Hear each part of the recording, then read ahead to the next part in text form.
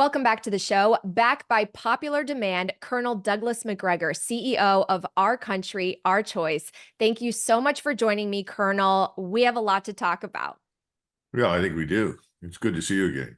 All right, well, let's just start with the election. There's been a complete shakeup. And actually, on one of the last shows that we did together, you forecasted that Biden would be out of the race. So, how do you see this playing out from here? First, I think it's important for us to point out that the electoral process that we saw in 2020, which was deeply flawed, when you have more people voting that are actually registered, you've got a problem. And that was very definitely the case in 2020. You had a man that campaigned almost exclusively from his basement and won, on a level that we had not seen in decades. There's got to be a problem. Nothing has changed since 2020. So to assume that you're going to get an election now that is free and fair and honest, I think is a mistake. And so I caution people, we have not addressed the issues of electoral integrity. We've got to do that. We can do that. The problem is that for various reasons, the Uniparty doesn't seem terribly interested. And that tells you something about the level of corruption. So before we go into anything, what if and who could and so forth, let's be frank and honest. The damn thing that's coming up, if we do it at all, I'm still not entirely convinced that we'll have an election. I've also said that. We don't know what's going to happen over the next several weeks. As you pointed out shortly before this began, look what happened over the weekend. But before we do that, the audience needs to understand nothing of substance has really changed since 2020 in terms of how elections are conducted in the various states. So we have to expect ballot harvesting, ballot fraud, all sorts of problems associated with injecting numbers of votes into the system that otherwise wouldn't be there. We're still operating with this antiquated voter roll business, even though most American states specifically say in the Constitution, only American citizens should vote. We know that doesn't happen. We have millions and millions and millions of people inside the United States who were not born here. We have over 52 million people living here who were not born inside the United States. How many of them will vote who are not citizens? We have large numbers of aliens who are legally here that get to vote. Remember the motor voter rules. You show up, you register, get your driver's license, whoops, you end up in the voter base. Well, what if you're not a citizen? Depending upon which state you go to. Oh, yeah, I know Gus, he's a friend of mine. I know Jose, he's a friend of mine. That's okay. This sort of nonsense is there present with us. So whatever we say has to be viewed against the backdrop of what I consider to be a very flawed and corrupt voting system. So that's out of the way. Now, what do we think is going to happen? I don't know. I think, first of all, that we're going to have a problem with Kamala Harris as vice president, whomever she picks. What people don't understand is that both the Senate and the House have to confirm her nominee. The last time we went through this was with Richard Nixon. Some of your viewers will recall that Nixon's Vice President Agnew had to resign over tax irregularities. They had to pick a new vice president. That individual turned out to be Jerry Ford. He passed muster because Jerry Ford was a lackluster, vanilla character who had never offended anybody, and also, as far as we could tell, never had done anything of significance in his lifetime. So he becomes vice president. Nixon resigns. He moves up and becomes president. Then Jerry Ford turns around and nominates Nelson Rockefeller. Well, Nelson Rockefeller did become vice president when they finally gave up and discovered that they could never figure out how much the man was really worth, because he was worth so much they couldn't count it or quantify it. This time, there's no guarantee that whomever Kamala Harris picks will necessarily be acceptable to both the House and the Senate. The Senate, of course, is still dominated by the Democrats. The House is dominated by the Uniparty, but the Uniparty isn't reliable on this. You may have rhinos that decide they don't like the person that she's nominated, in which case you may go through more discussions and more nominations. So we got to be prepared for that kind of confusion and frankly, for that kind of crisis. What happens with the rest of it? It depends on what happens, frankly, not with Trump. Trump is probably going to get there unless Donald Trump, who is not, in my judgment, always in the best of health. He's grossly overweight. He hasn't taken care of himself. I notice that he is not nearly as sharp as he was back in 2020, and that's no surprise. As you get older, your mental abilities do not necessarily deteriorate, but they're not as sharp as they once were. Listening to him, that's quite obvious. He has a tendency to wander. He's not coherent throughout his presentations, and I think he falls back a great deal on humor to cover that. Then the question is, what happens with RFK Jr.? RFK Jr. is very much, I would say, at the height of his powers mentally. He's very much in touch with everything. He understands the issues, but he hasn't really had a chance. The entire mainstream media is against him. He's suppressed at every turn. If you were to put him on the stage with Kamala Harris and Donald Trump, there would be no contest. RFK Jr. would be the standout winner. But is he going to get there? That's the real question. He should be there in September, but I don't know if that'll happen. Then could he win? Yes, he's got about 22%. Could he get more? Could he swing a third, or 33 or 34%? Could he come out on top? I think it's a possibility, but there are so many obstacles in his way. It's hard to say that could happen. So right now, if you're a betting person in Vegas, you would probably put your money on Donald Trump. Yeah, a lot of us were really impressed with RFK Jr.'s speech at the Bitcoin conference, and he talked on my last episode about the path that he really does see to victory if people vote not out of fear, but out of hope and inspiration. He's trying to share a message of unity, and that's something that you talk about a lot too, Colonel, the idea that even if we disagree with each other, we can still come together. Do you see that as at all possible? I mean, we're less than 100 days away from this election. People are questioning whether we're going to have election integrity. How can we make sure that the right candidate does get into that office? Well, that's the $60,000 question, and I don't have a good answer for you. I think that RFK Jr. is right in what he says. However, let's be frank. Here's a man who stands up, and I listened to both speeches, and I noted something that's very near and dear to my heart. He talked about the executive orders that he was going to sign, and then he discussed their content. Listen, there's nothing more important than that for a wannabe president of the United States, for a nominee to do. Back in 2016 and 2017, I was very engaged, certainly in October 2016, forwarding a couple of draft executive orders to the Trump campaign. Trump campaign was totally disinterested. Nobody looked at any of them until June of 2017. Now, why do I bring that up? Perhaps that was because at the time, Donald Trump really wasn't convinced he was going to win. Who knows? But you've got to walk into office prepared. What are you going to do during your first 90 to 120 to 180 days? Everybody knows, based on historical experience, that a president of the United States has about 6 to 9 months during which he or she can achieve, I would say, a maximum of 4 major objectives. Okay, so what are those 3 or 4? RFK Jr. can answer that. Donald Trump cannot. The one thing that Donald Trump says, which RFK Jr. also says, by the way, and has a plan to execute, is closing the border. Well, that's great. What else, Donald? Well, I'm going to, end the war on a phone call. Good luck with that. The Russians aren't going to pay much attention to that. The Russians will pay attention to actions, not words.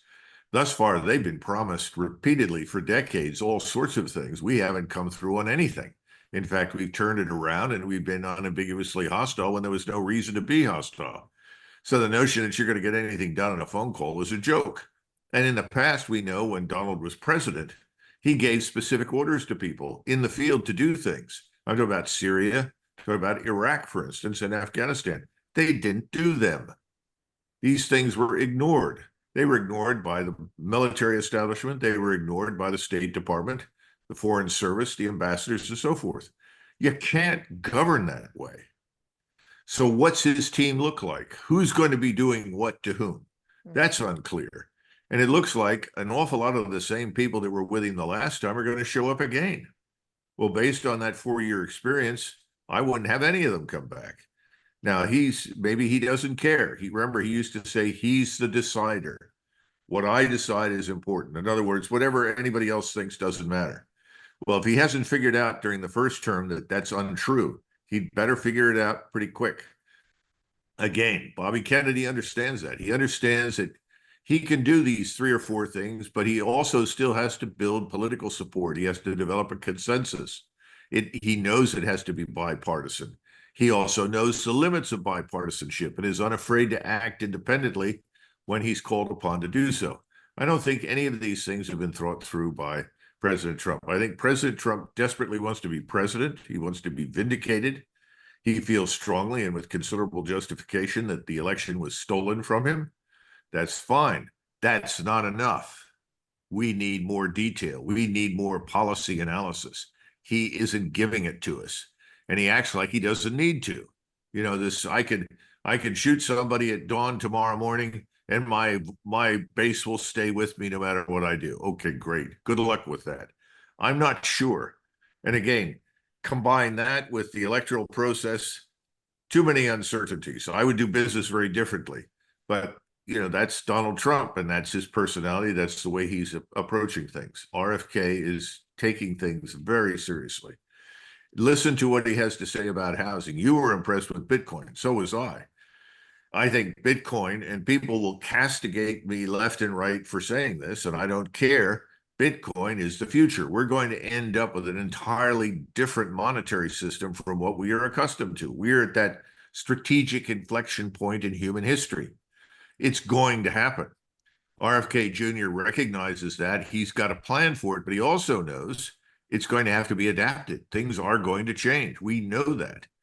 I don't hear any of that from President Trump, and absolutely nothing from the other side, from the sort of uniparty left that wants to stay in power in perpetuity. With them, it's, if you like what we've been doing for the last 4 years, please reelect us.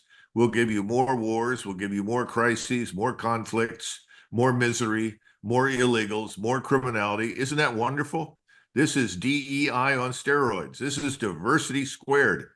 Vote for us. Well, if that's what you want, yeah, absolutely do that. But they're so divisive. I mean, I noted the other day that is it Vance Jones, the commentator on CNN? He made some comment that 20,000 black men would rise up to defend Kamala Harris against insults. What? What's he talking about?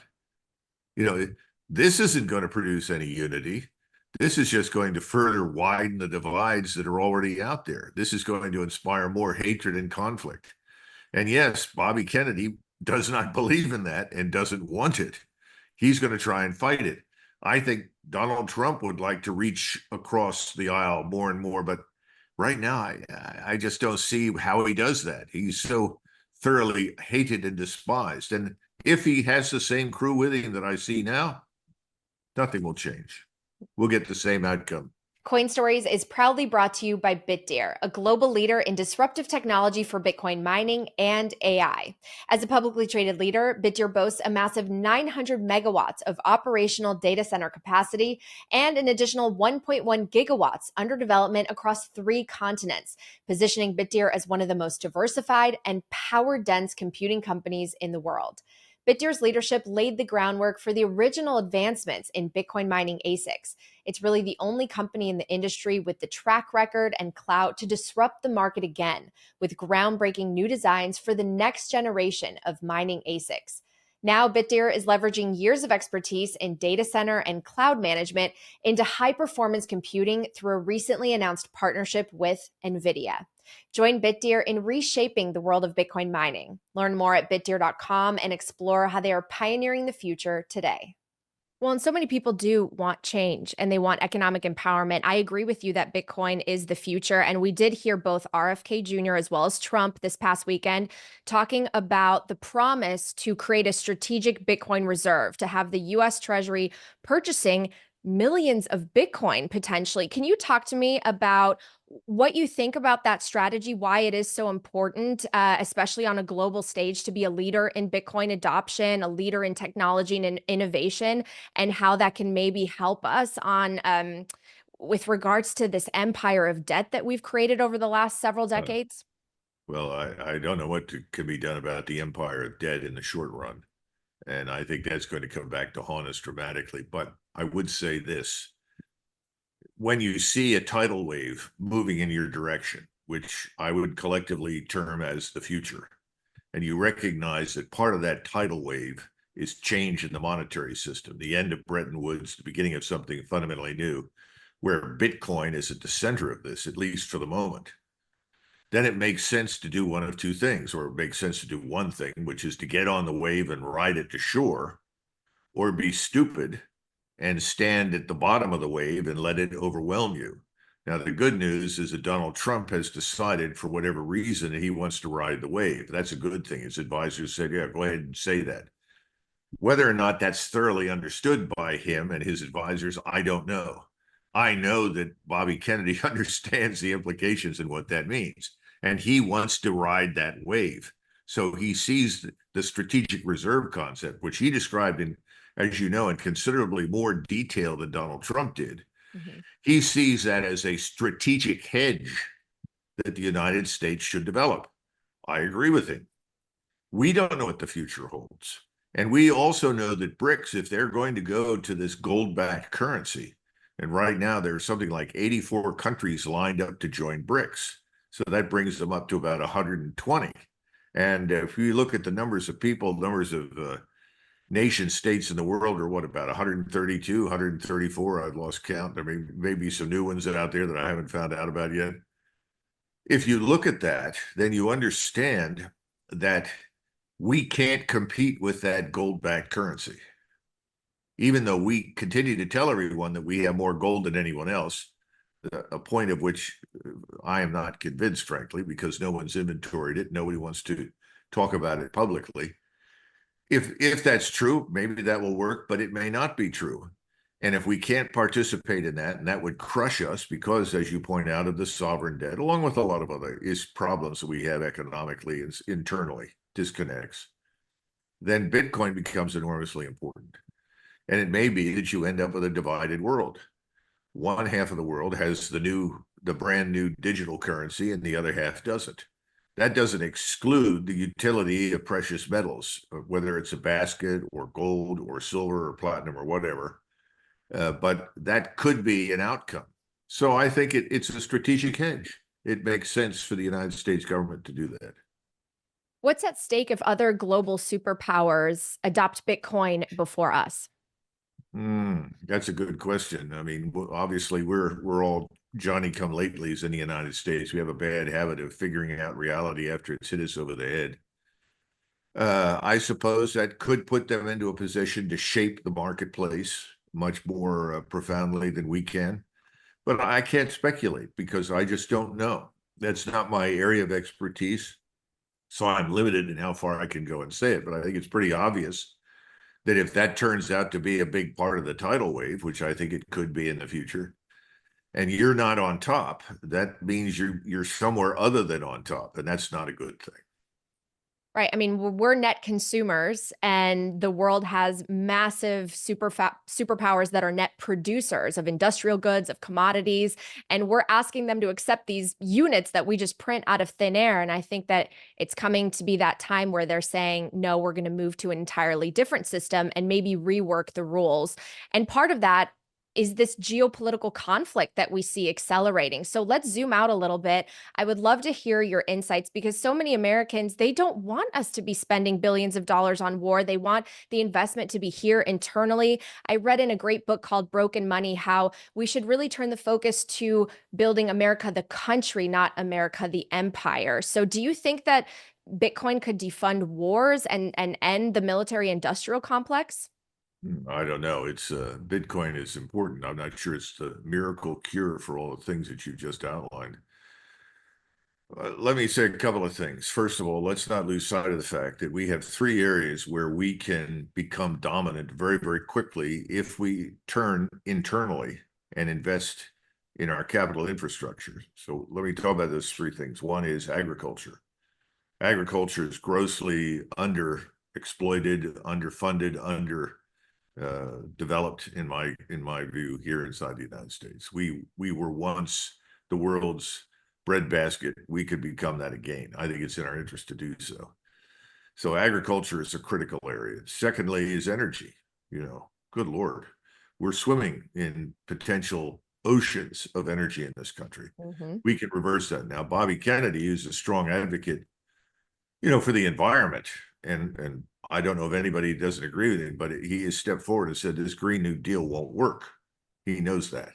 And he knows that whatever else we are doing, and no one is saying we should stop researching and developing alternative forms of energy, but he said we've got to exploit our energy advantage. We've got to build it up. So that's good news there. And obviously Donald Trump, who's never spoken about anything other than drill, drill, drill, baby, at least he understands we've got to do that. That's good. Then there's another area where we've fallen behind, but we don't need to. I mean, we're listening to J.D. Vance, who appears to have been sponsored by Peter Thiel and others in Silicon Valley. Well, if you listen to Peter Thiel and you listen to others like him, they talk about advanced manufacturing. This is an area where we should be ahead of everybody. The microcircuitry that everybody talks about sitting on Taiwan is there because we don't provide a home for it anymore. We are not developing the human capital to support it. And that's the other issue, developing, enhancing, but also identifying the human capital that's necessary to be a success in the 21st century. We've been busy doing exactly what Professor Murray, who wrote, the bell curve, told us not to do. We've been investing our resources at the bottom of, the human talent pool. We need to be investing at the top. We need to be culling off those people who are truly exceptional, identifying them, moving them forward. That's something we have not done very well for a long time. So those things are important. But, the problems with capital infrastructure are very simple. You have a choice. You can bring in lots of cheap labor, or you can invest in the robotics and the technology for advanced manufacturing. So which do you want? Cheap labor, more people with no education, few skills, and people that you may not be able to train very well. There is this thing called IQ. Everybody in the private sector knows this and says, oh, yes, human capital is everything. When you go to Washington, human capital is nothing. It's what's your gender, or which of the multiple genders that we are now adopting where do you fit in? By the way, what's your racial makeup? What are your sexual preferences? I mean, it's just crazy. All of that trumps basic brain power. That's wrong. Brain power should trump everything else. That's what makes human capital. We are bringing in more and more people right now with these open borders that we cannot easily employ. Well, people say, well, that's not true. They're finding work. Yes, Americans who might otherwise do those jobs are not getting them because the people that are coming in will work for less. But that's not a long-term solution. If anything, you're creating a ticking time bomb. So I think that sort of thing has to be addressed. Again, it's an enormous challenge now. And people say, well, you can't just deport people. No, but you can induce them to self-deport. And the way you do that is that you punish the hell out of these people who are employing illegals. That's an example. But, your basic question of why aren't we investing inside the United States is answered. We're not investing in human capital. We're not investing in any of the infrastructure that's important to us long term. It's all nonsense. Everyone in Washington is about lining their pockets. That's their incentive structure. How much money do I make? If the Pfizer lobbyist is telling me that he can put this much into the PAC that'll guarantee my reelection, that's more important to me than anything else. I don't care what else is at stake.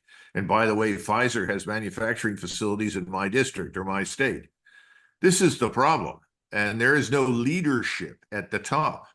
Everyone is sort of presiding over this mountain of corruption and self-defeating policies because it serves the interests of the few. The 7 richest counties in the world surround Washington, D.C.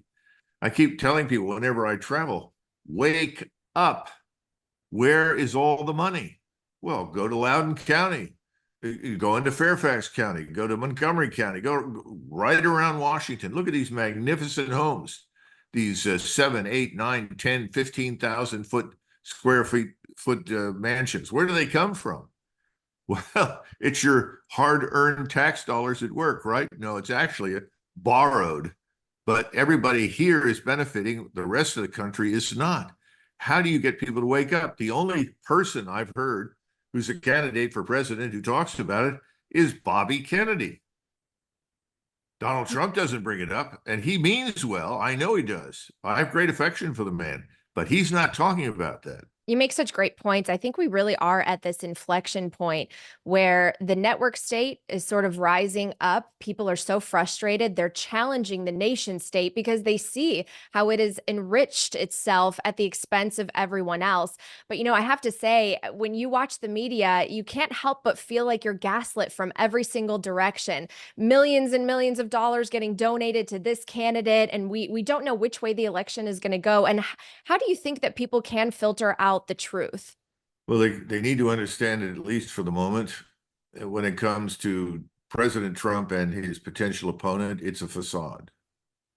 Because the same donors, in large measure, are controlling both candidates. So if you're looking for fundamental change from either side, I suggest that you develop a crack habit. That'll help you work your way through this. This is absurd. The only person that is talking about something fundamentally different is Bobby Kennedy. And that's again why everybody doesn't want the man. I went through this myself personally in the military, and I also saw this happen to Donald Trump when he represented a fundamental departure from what existed. He no longer does. That's the problem. The revolutionary Trump has been replaced by the aging status quo Trump. So give me your prediction. Let's say Harris gets in office. What do the next 4 years look like? What if Trump gets in office? What do the next 4 years look like? Do you see it kind of converging to the same place where the average person is being crushed by inflation, unable to afford the price of assets as they increase? I mean, what does it look like 4 years from now? Well, I tell people all the time that I think your description is largely accurate, that the two will converge into a mainstream that is unsatisfactory for most Americans. And I ask people, say, oh, President Trump was there. It was so much better. It was great. Everything was great. And I said, so you benefited from the corporate tax breaks? And they look at me, well, what do you mean? I said, what about all these tax breaks? Well, I said, well, they didn't help you. Where did all the money go? Well, we know where it went. Back to the counties in Loudoun County and the oligarchs, the billionaires. In other words, you're living in a world where policy is shaped and dictated by billionaires, and then 100 millionaires that work for the billionaires. And they're all part of the same paradigm. I don't see any evidence that President Trump understands that paradigm and is prepared to break it. And we absolutely know that Kamala Harris is not going to do that. Oh, she'll pander to the racially oppressed minorities, the people that are convinced that they are not wealthy and living in Loudoun County because they're black or brown or something else. That's all nonsense, but that's what they've been brought up to believe. And that's what Kamala Harris is going to tell them to believe so that they'll all show up and vote for her. Been down that road before. I don't see that that's going to change anytime soon, unfortunately. But Kamala Harris doesn't understand any of this. I mean, have you ever seen her converse with anybody for any length of time about anything of any significance or depth? I haven't. I think she's going to be very much like President Biden. Right? A couple of years ago, I watched this. It was accidental. It was and I wish that I had noted at the time when this happened, because it showed the Oval Office and President Biden was there talking, and then they put a piece of paper in front of him, and he said, what's this? And she leaned over and whispered in his ear, just loud enough to be picked up on the audio, just sign it. Wow. And he did. Well, of course he did. I would argue that virtually all these executive orders, practically from the time he became president, are just invalid and crap. He doesn't know what's in them. He hasn't read them. And he's just doing what everybody around him tells him to do. And he's happy if they all go, oh, Mr. President, you're great. Oh, you're super. You're our savior. He hears that. He goes home and sleeps well. My fear is that we're going to see a lot of that with Donald Trump, because he loves to be loved. That is, I think, a serious vulnerability for President Trump. If you're going to do anything of value, Who gives a damn whether or not you're loved? In fact, if everybody loves you, you're probably not doing your job, especially if you're president. It's time for a quick break to hear these messages from my partners who make this podcast possible. Next up, Speed Bitcoin Lightning Wallet, one of the fastest growing wallets out there. Speed is a secure, low cost way to send or receive Bitcoin instantly. Download Speed using the QR code on the screen or the link in my show notes and use promo code CoinStories10 to get 5,000 free sats. Next up, Coinkite. Coinkite makes everything you need to safely self-custody your Bitcoin, including the Coldcard wallet. That's the cold storage device I use for safekeeping my Bitcoin. Head to their site in my show notes and get a 5% discount with promo code CoinStories. And finally, the why of Bitcoin is easy to grasp, but the how can be so confusing. The Bitcoin Way is a professional Bitcoin IT and security team offering personalized one-on-one support that guides you through cold storage, setting up nodes, inheritance planning, privacy best practices, and more. Set up your 30-minute free consultation today. All right, back to the show. Oh, that's so true. And a lot of people are really questioning who is running the government. I would love your take on that. And I'd like to explore how do we actually hold them accountable for these policies that are really hurting the average American person and American freedom and prosperity. Well, first of all, you've got to put a chief executive in there who is going to replace the roughly 540 appointed positions with what I would call fresh blood. That is, people who have not been there before, people who are not all products of Harvard, Yale, Princeton, Dartmouth, Stanford, people that have come from different backgrounds. I mean, the left loves to talk about diversity. I'm concerned about diversity of thinking, diversity of imagination, diversity of creativity, diversity of mind. I'm not worried about the other stuff. That's where Bobby Kennedy, I think, is focusing. And I think there's a chance for that to happen. If you go back and look at Andrew Jackson, and of course, you can't compare what happened in the 1820s and 30s with what is going on today, but he did have the formula. He recognized when he became president that his political opponents had governed Washington for 20 years. So he said, I'm not going to get anywhere with these people. So I'm going to get rid of them. So he fired them all. And he brought in people that he knew and liked. And people were appalled because many of these people showed up and were very different culturally and personally and educationally from the elites that came from the East Coast that had been running the show. You know, a lot of people don't realize it, but Andrew Jackson was the first president of the United States to speak English without a British accent. Wow. This is the big joke in American history. We talk about this revolution. It was the Civil War. Washington was as British as the officers opposing him. That was true for everybody. No, people in this country don't understand the nature of that revolution. There were only 5, 6, 7,000 people killed in the whole thing. Neither side really wanted to fight. Why would you? You were killing your friends, your cousins. Now, in some cases, it was very bitter. But my point is that was a different world. And Andrew Jackson understood that. He was born during the revolution, shortly before the Revolutionary War. So he had a different feel for things. He said, wait a minute, I was born somewhere on the border between North and South Carolina in the mountains. I'm not British. I'm an American. You get my drift? So he changed everything. We've got to have somebody who comes in there and says, this won't work. The other thing is we've got to recognize that this thing has to be dismembered, the Leviathan itself. I talk about this in the military all the time. We have these service bureaucracies. They're enormous. They involve thousands of people and billions of dollars. They exist to serve themselves. It's exactly like the rest of the government. These service bureaucracies hold power because they have money. Mm-hmm. So you have to break them up. You have to change things. You have to reorganize, rob them of the money, the lifeblood of the system. You've got to go in and start looking around. Well, why do we have a Department of Agriculture? That made a lot of sense in 1900. It doesn't right now. Do we really need it? You know, or is it just another feeding frenzy for Monsanto and the other big agri firms that are owned by BlackRock? You know, then you have to also look at all these big corporate monsters. Where's Teddy Roosevelt? You know, who's going to resurrect him to stand up and say, wait a minute, if we're going to break up this unhealthy relationship that's developed between the state apparatus and corporate America. Remember, Ralph Nader talked about Washington's corporate occupied. I just say now it's donor occupied. It's the same thing, only worse. How do we break that up? Well, break up the giant monopolies, the giant oligopolies. You know, it's outrageous. We let this go on and on. I mean, I look at Amazon and I say, my Lord, why hasn't somebody broken that up? But if you mention that, remember, Amazon has a lot of money. Where does that money go? It goes into the people on the Hill. What are they going to do? They're going to vote against it.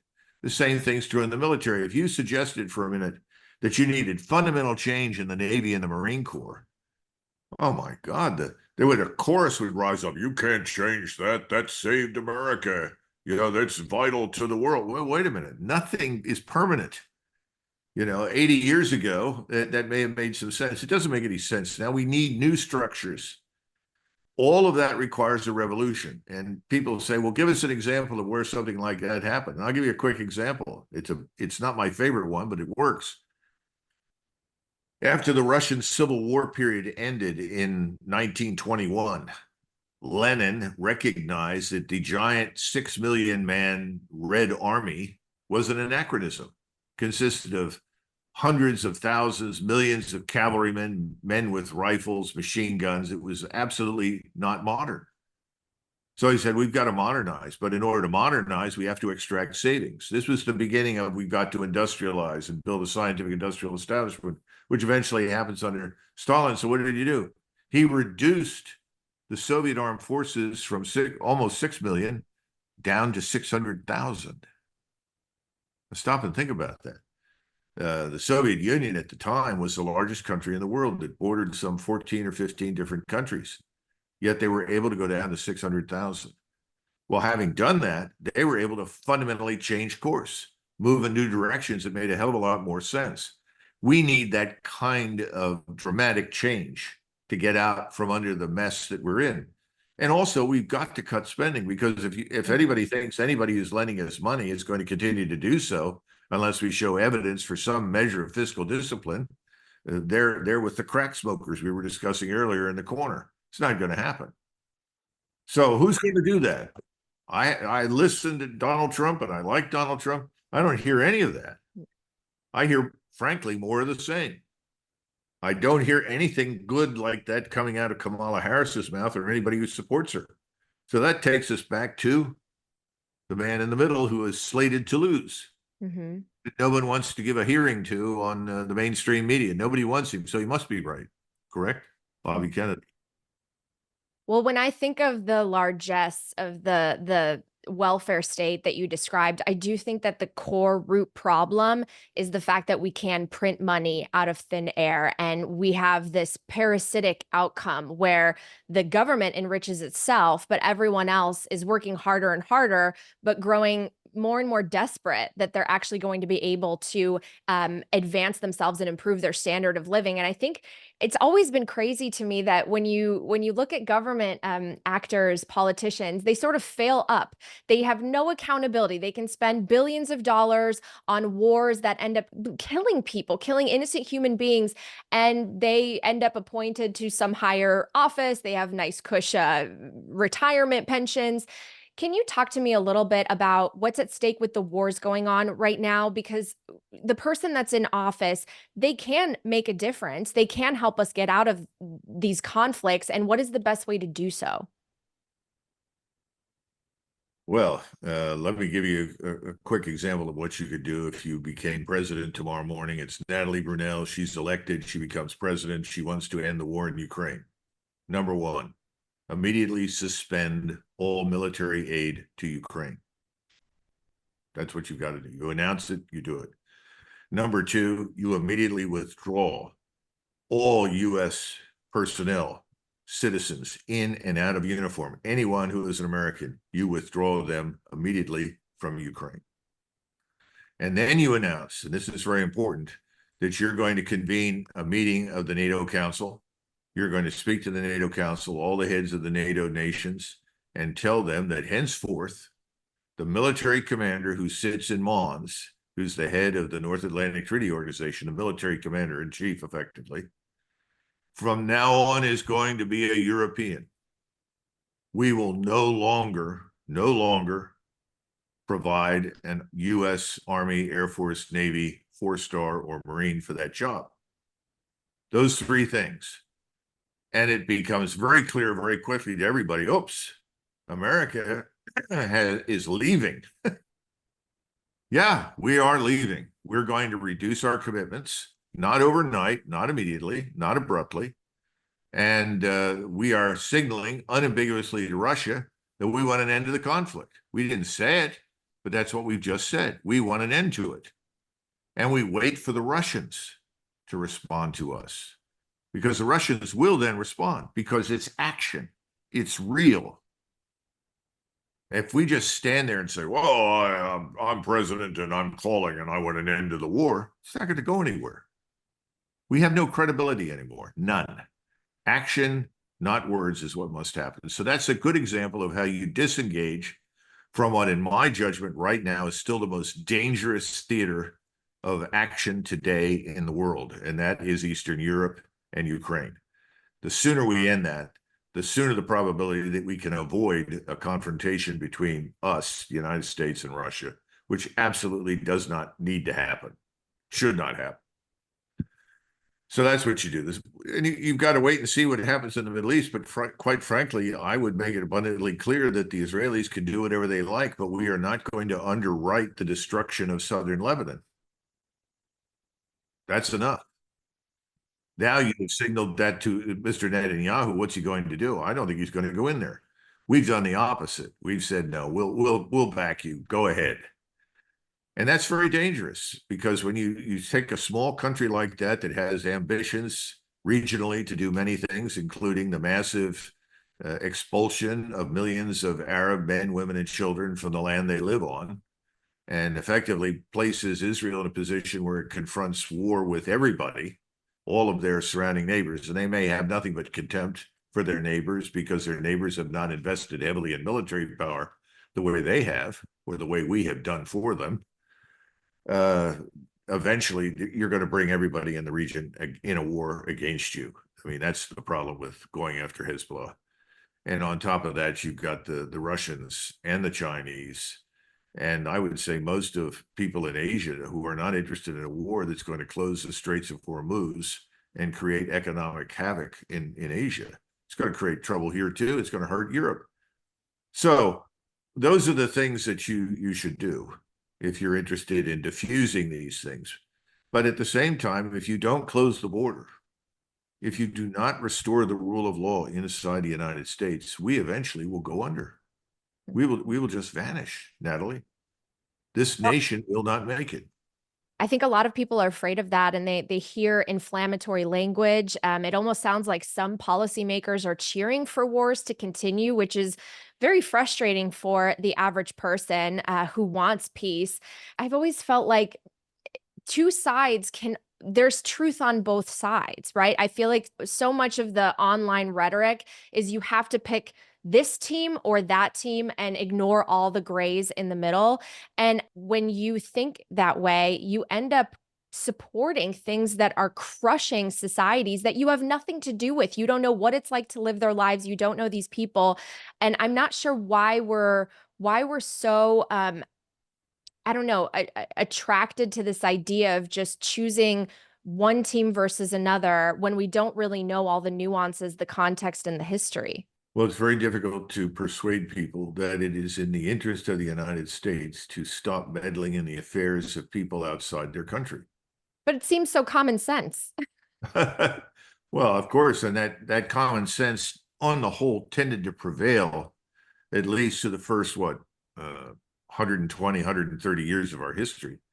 But unfortunately, since our intervention in the First World War, we become addicted to this. Now, that's the first problem. Second problem is that people have lost their fear of war because they don't understand what the word means. Right. To most Americans, war is something that happens on someone else's soil. Right. Not here. Well, they're going to get an education, because if we do engage in broader war fighting, whether it's in the Middle East or Eastern Europe or both, or hopefully not in Asia at all. But if any of those things happen, war will visit us. Hmm. And it'll visit us in many ways. I think we could actually sustain damage to our infrastructure and population from long-range strike weapons. I don't want to see it go nuclear. I don't think anybody Yeah, does. But I right. think you could have that happen. At the same time, you're going to watch things fall apart very, very quickly in a place like Mexico and other places in Central America. Mexico has always hosted enemies of the United States. We say, well, the Mexicans are charming. We love them. Yeah, I do. I like Mexicans. I like their food and so forth. But Mexico as an entity has historically been hostile to us. We don't have time to go over the reasons for that. It doesn't really matter at this point. Mm. But during World War I, of course, the Germans saw Mexico as the soft underbelly of the United States. All through the 1920s and early 30s, when you go to the Army War College, go into the archives, the focus is on the future war with Mexico. We saw it as a dangerous, soft underbelly, and we had to find ways to defend our southern borders as a result.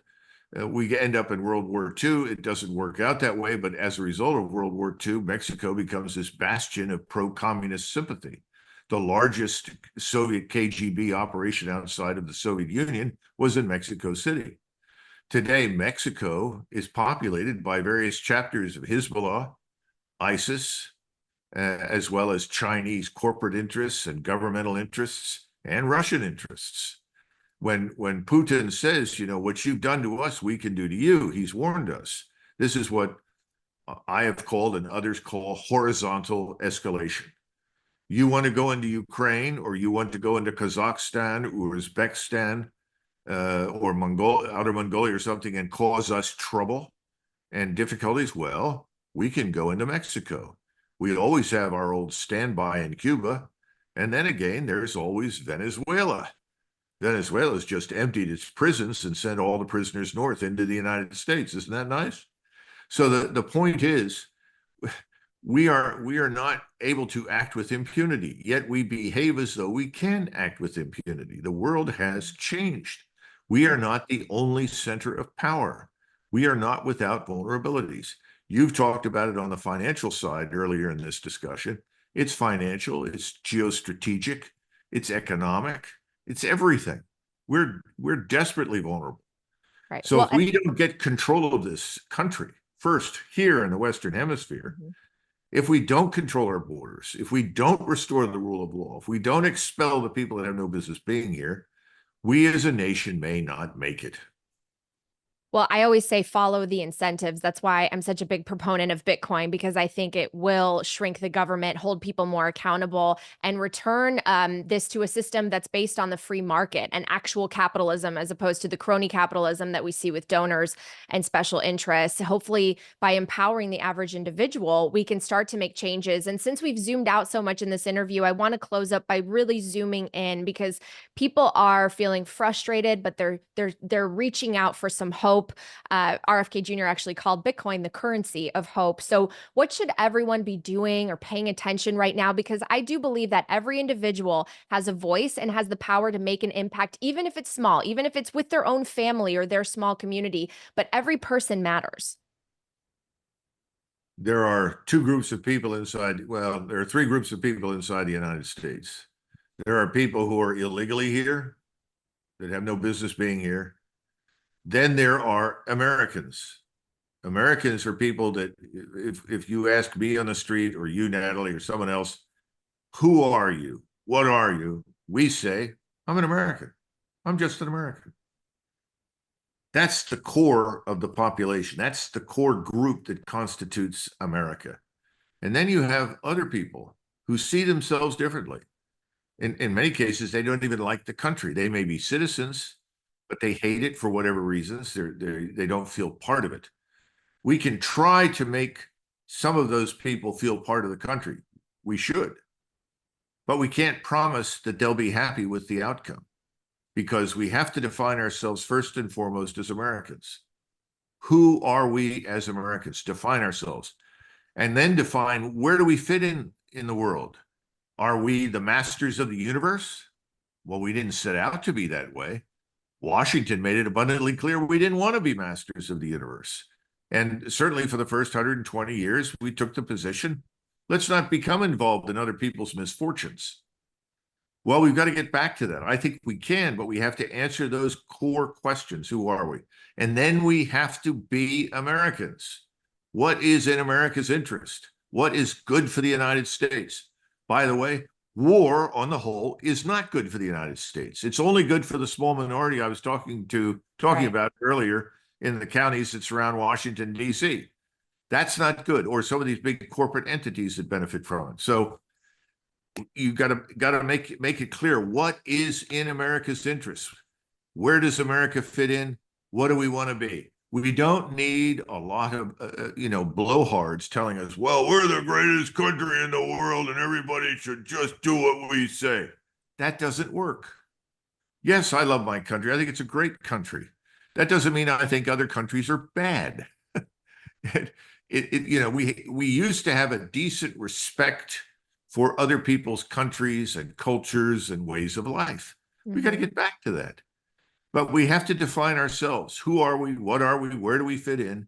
And I think we can do that. And I think we can be a country that leads by example, that stops admonishing others to be what we think they ought to be, and instead says, look, this is who we are. We're not asking you to be what we are. We're not telling you that you're bad, but we're telling you this is who we are. This is what we stand for. This is what we will do or not do. That's what we ought to be focused on. That's nowhere right now under discussion inside the Beltway in Washington, D.C. And Americans have to demand it. The other thing Americans have to do is they got to get on the phone. They got to get on the computer. They got to get out their letter writers, whatever it takes, and tell people on the Hill that they voted for, look, whatever you do, I don't support war against the following. And write it down. I do not support war with Iran. I do not support war with Russia. I do not want to go to war with China. Since the people on the Hill have two preeminent concerns. Concern number one is to stay there. That's what they're worried about. Secondly, how much money can I get out of this? Okay. So make them worry about whether or not they can stay there. Make it clear that if they don't do what you're asking them to do, that they can be removed. And that has to happen at the lowest level. I remember this vividly. Barack Obama was coming out to announce that we were sending strike packages to Syria.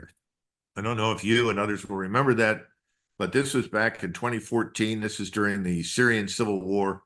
We wanted to involve ourselves. And suddenly he didn't do it. He came out and said, no, I'm not going to do that. Why? Because all the phones rang off the hooks on Capitol Hill. Everybody said, are you insane? We just got out of Iraq. Remember, 2011, we got out. We're still stuck in Afghanistan, and you want to go to war in Syria?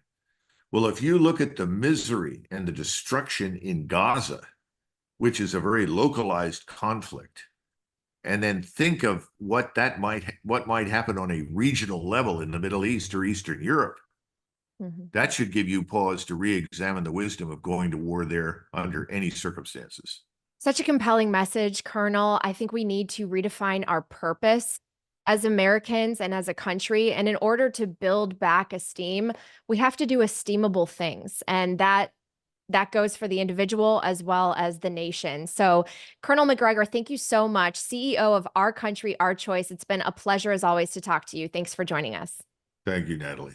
Thank you so much for checking out this episode of Coin Stories. If you're listening on the Fountain app, you can show your support and share your thoughts by sending a boost. Last month's top episode was a Bitcoin and macro hangout featuring Preston Pish, James Lavish, Susie Riley, and special guest Luke Groman. At Ryan Reynolds boosted 500 sats and said, "These hangouts are awesome. Please keep them going." I love reading and replying to your boosts, so download Fountain on iOS or Android today and make sure you subscribe to Coin Stories. This show is for entertainment and educational purposes only. Nothing should constitute as official investment advice, and you should always do your own research. My inbox is open if you want to share feedback or guest suggestions. Just reach out at natalie@talkingbitcoin.com. Make sure you're subscribed to the show and check out my free newsletter, nataliebrunel.substack.com. I'll see you next time.